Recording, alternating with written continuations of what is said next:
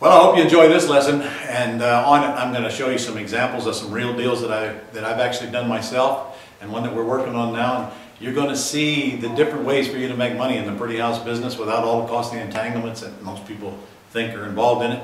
And I'm going to show you a house that I made $50,000 on myself, and you're going to like this one because you can honestly do what I did on this house on any $300,000, $400,000, $500,000 house anywhere in the country, and they're all over the place. Then I will show you a multi-million-dollar house that one of my joint venture partners got out in Vegas and how we intend to make money on that. You're going to love this lesson. All right, look at example 2. Seller has considerable equity and debt, and you decide you want to stay in. There is an example in your book, but I actually have a better one, I think, for you in real life. My house. And there's a good lesson in this house as well. This house is located in Jacksonville, Florida, in Mandarin, right down the street from my home. And it is 3 years old. I don't know how many square feet, I can't remember. It's got 3 garages, 3-car garage, behind a gated community. Gated meaning there's a gate, there's no human at the gate, but there's a code for the gate. It's a new subdivision that they carved out of a blueberry patch, because I remember when it was a blueberry patch. And I don't know how many houses in it. There's probably maybe 50 houses in this subdivision, would be my best guess. Now, seller responds to us, I believe from a yellow letter, I don't remember, and tells us that there is a debt on this property of $351,000 and that they are going to move in 2 weeks, moving to St. Louis. And they need to get out. And they've had it listed with a realtor now for 6 months.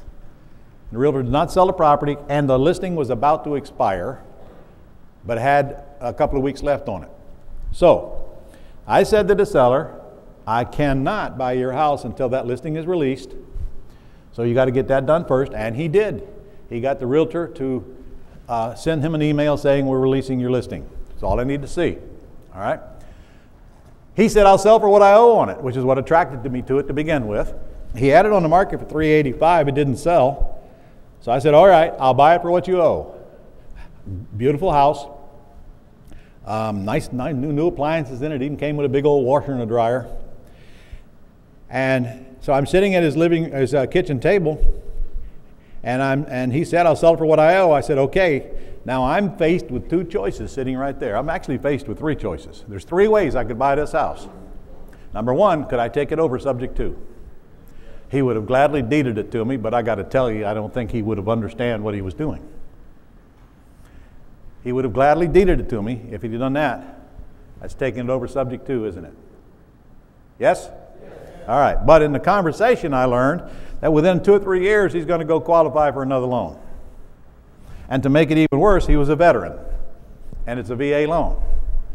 Now I knew if he went to qualify for another loan and I took this house subject to, would he have a problem? Yes. You see, he has a $25 a month outgo that he has no income to cover if he sells me the house subject to. So he would not qualify for another loan. Now, he may not know that now, but he'd find out then, wouldn't he? And then he'd be on the phone with me and he'd be all mad. And so on my other 2 choices, I could have lease optioned the property from him, couldn't I? But then I wouldn't own it. It'd be a lease, and then I'd chase him down when it's time to get a deed. Plus I knew that he could not claim more than 75% of the income toward his debt to wash out. He'd still have a $500 a month outgo above his income. He may still not qualify for a loan. Make sense? All right, third option, which is the one I decided to do, is to buy the house with a wraparound mortgage. If I buy the house with a wraparound mortgage and I don't pay, he can then foreclose, and he can now take my $1,925 payment and call it income to wash out his $1,925 debt. Make sense? That's the choice I take. I elected that choice. I don't know that he still knows why I did it, and nor does he care, but I did it solely to protect the sellers, which incidentally cost me $1,500 more in closing costs. because in Florida, that's what it costs to create a new mortgage and record it. Literally $1,500 on that size note. Today, I still own that property on a wraparound mortgage from my land trust to that couple. From my land trust, not from me. My trustee signed, which is one of my corporations, signed as trustee, and I'm the beneficial interest with my wife, and the payment does not go to him, it goes directly to the bank. You can see why I wouldn't send the payment to him, right? Yeah, if you send the payment to a seller and they have no equity in the deal, what's likely to happen to the payment? Yeah, they might borrow it and forget to pay it back, right? So I send it directly to the bank. I even got him to sign something giving me permission to do that, which is a little paragraph he signed at closing. So now we pay his bank direct. Now he's protected. I asked for 3 months before the first payment was due. We wound up with 2. So on the second month, I started making the $19.25 a month payment. And here's the rub, here's the key. In the beginning of the third month, we found a tenant buyer who brought in $50,000 non-refundable option deposit and is currently living in this house. And I'm going to tell you guys, we turned down several with smaller amounts to get to the larger amount. And that's a decision that you need to remember when you're out here doing this on your houses. I knew that house would bring more than the $10,000 or $15,000 we were offered several times by people looking at this house. I chose I'd rather make the $19.25 a month payment than take somebody in this beautiful home with less money than I know the market will bring. Hello? All right. And I was correct. $50,000 non-refundable deposit. Note the price, $395. The realtor couldn't sell it for $385. I sold it in 2 months. I didn't sell it. My team sold it. I didn't even know it was happening until Tish said, "Hey, we got somebody with 50 grand." I said, "They're approved." They weren't quite approved. We did our due diligence on them, but hey, they were approved. I was sure hoping I didn't find something that I wouldn't like, and I didn't. So they're in the house. They're paying $2,500 a month rent, and remember our payment? $19.25. So we're getting $575 a month positive cash flow. I asked them, "How long do you want the term to be?" He said 2 years. I said, "Okay." Who made whom the offer? All right. Who made whom the offer? I named the price. They named the down. They named the payment. They named the term. I'm happy with all of them. And actually, they wanted to put less down. We got them up to 50. Once it slipped out of their mouth that they could go up to 50, that's all we heard. All right. So,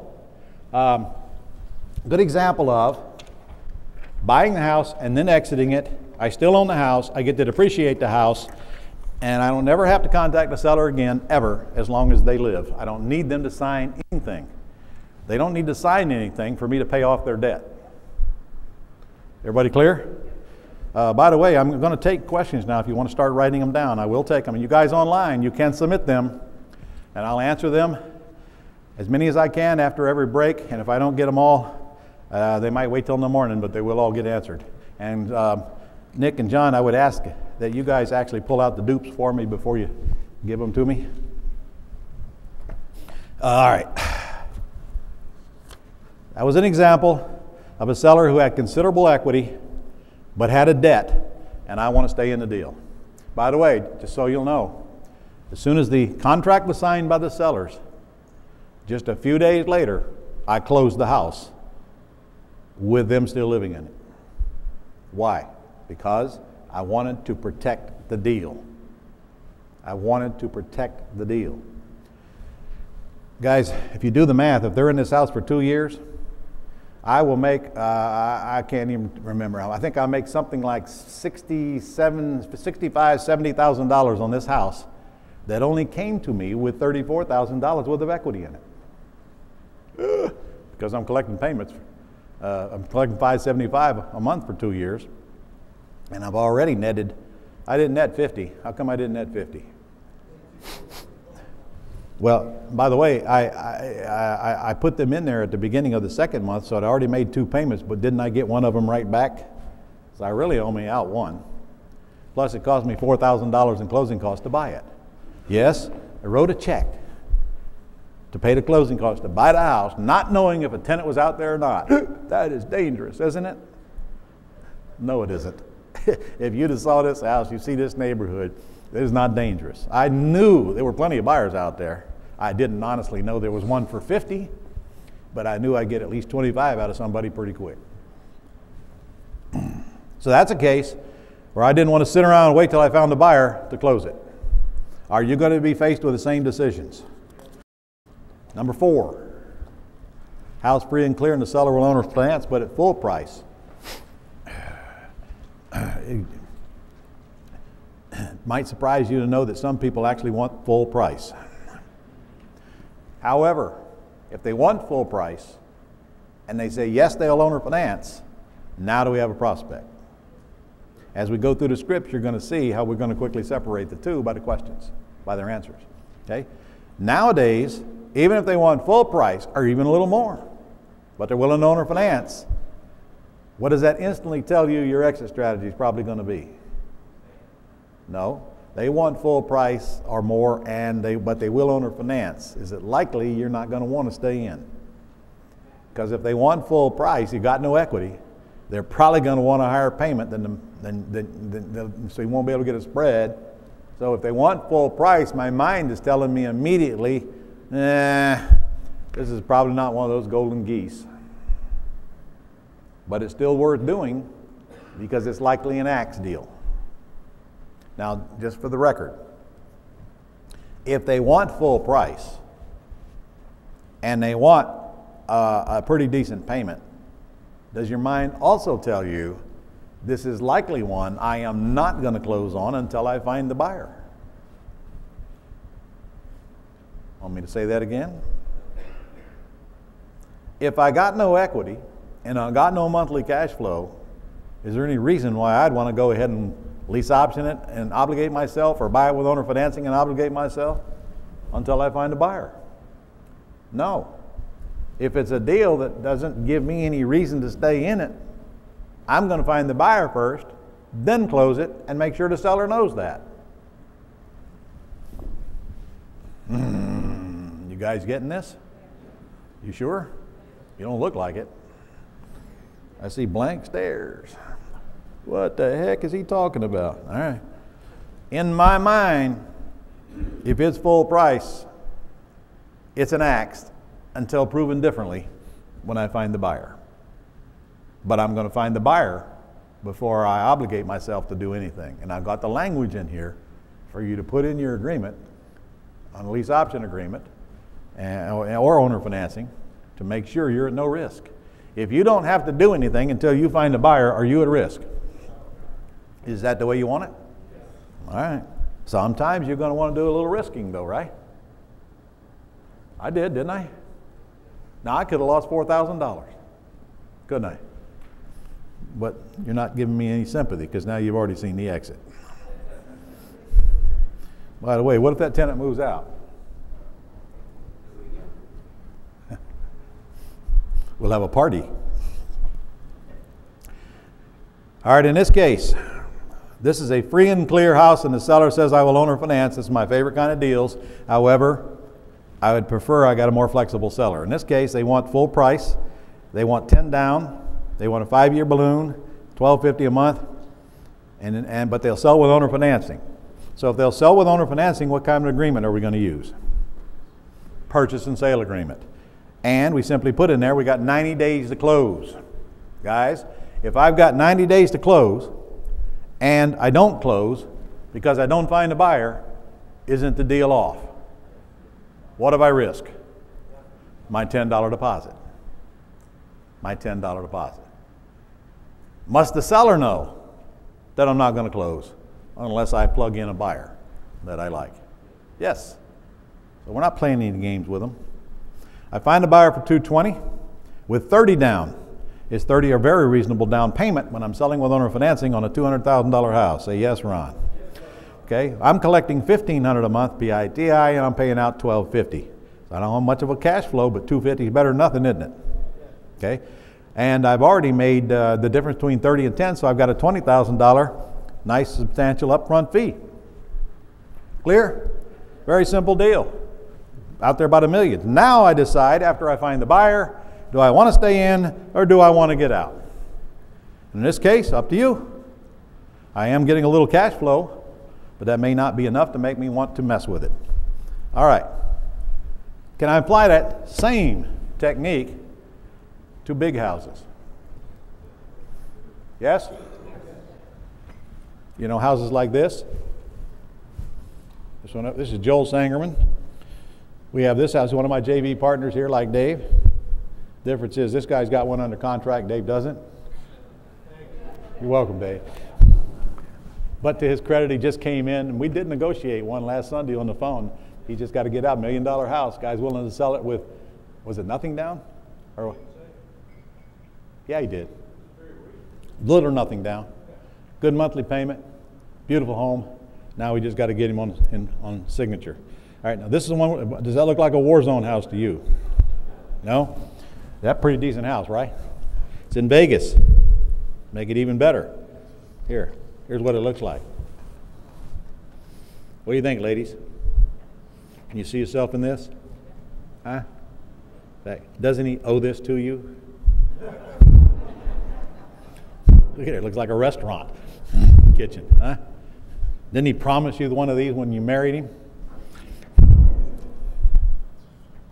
This is a $4 million house. It's vacant. There's a flyer that Joel created on it. So let me give you the terms. Now look, this is the exact same kind of deal. I just showed you on a $200,000 house, just that there's another zero or two. All right.